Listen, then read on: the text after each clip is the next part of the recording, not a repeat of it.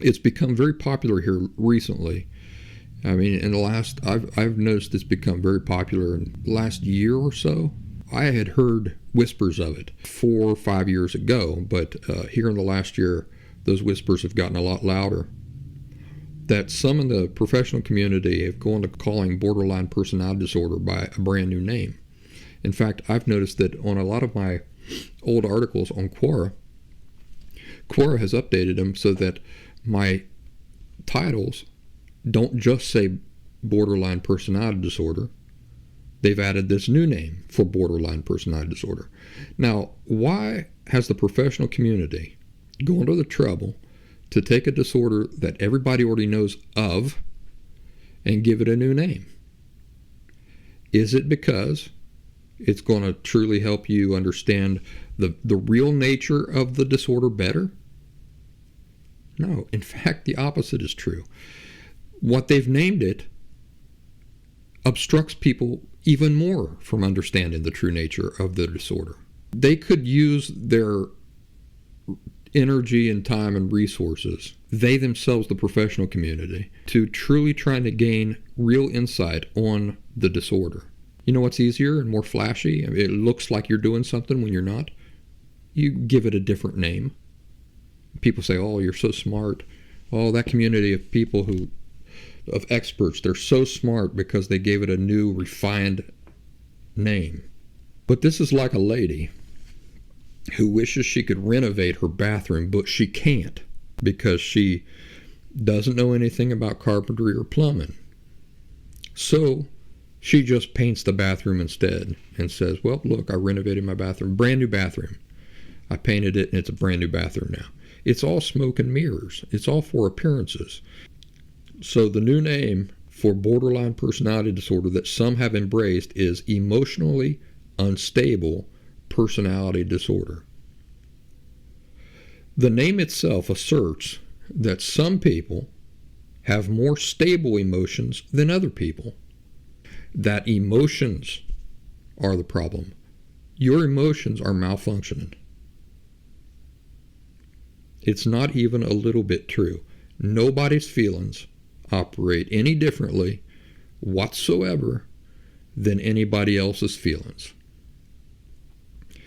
Our feelings originate with our thoughts, perspectives, memories, dreams, attitudes.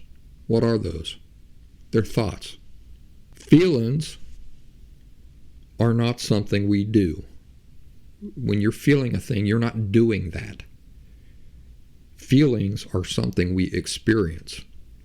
When you're feeling something, that you're experiencing that. You're not doing that.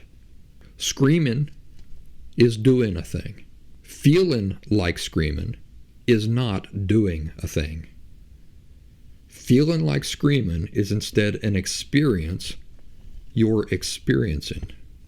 You're not doing it. You're experiencing it.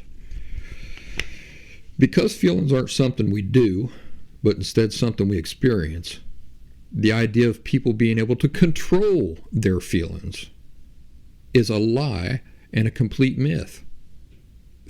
Doesn't it make you angry? It makes me angry that the professional community, the community of people tasked and supposedly qualified to be providing you information about your disorder can't even get that right.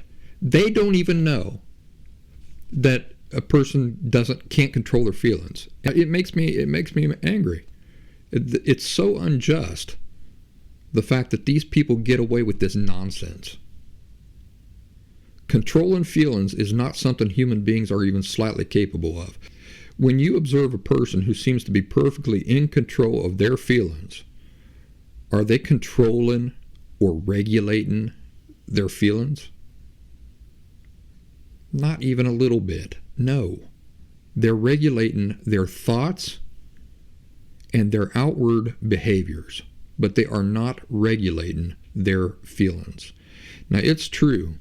If you have an emotional disorder, you're used to your feelings being volatile and seemingly more exaggerated than other healthy people. But it's not because your feelings are malfunctioning. And it's not because of your failure to regulate your feelings, something that you can't do. That is not a capability that human beings possess at all. Your feelings have nothing to do with it at all. Instead, it's the perspectives and attitudes that you live with that explain the way your feelings naturally behave. So if you were to take any other perfectly healthy person and give them your same perspectives and attitudes, and then you put them into the same situations where you say that your feelings are behaving erratically and out of control, guess what? Any person sharing your perspectives and attitudes in that same situation, their feelings would behave almost identically. It's not your feelings. It's the perspectives and attitudes that people live with. That's why their feelings behave the way that they do. It's not the feelings' fault. It's the fault of the perspectives and attitudes that a person lives with. That is the bold truth.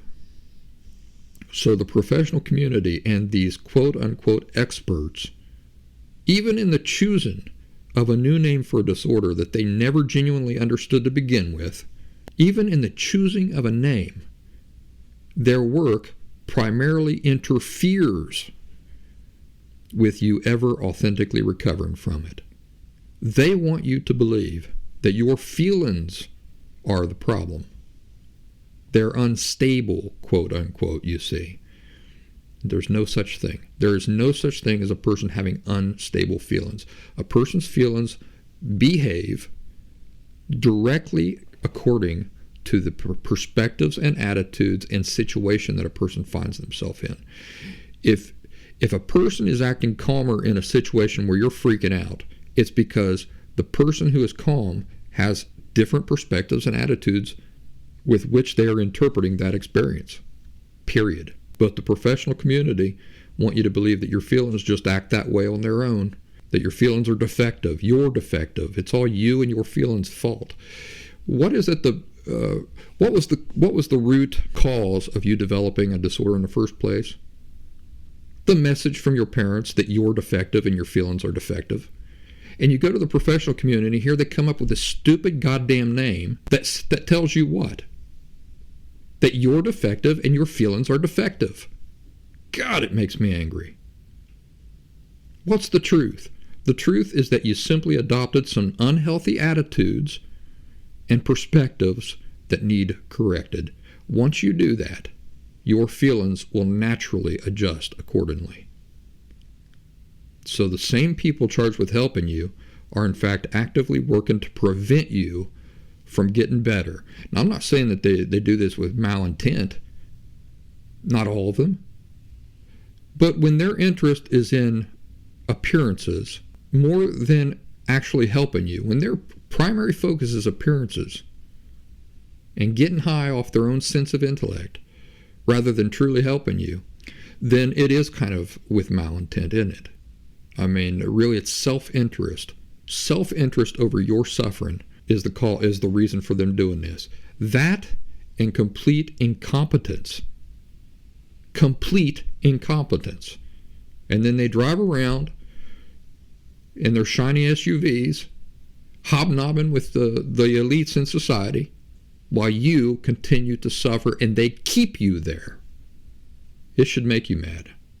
The same energy that these charlatans spend painting the bathroom could be used to gain genuine insight on these disorders. But no, that doesn't cause much attention and does not appear as smart. That sort of work happens in quiet spaces, doesn't it?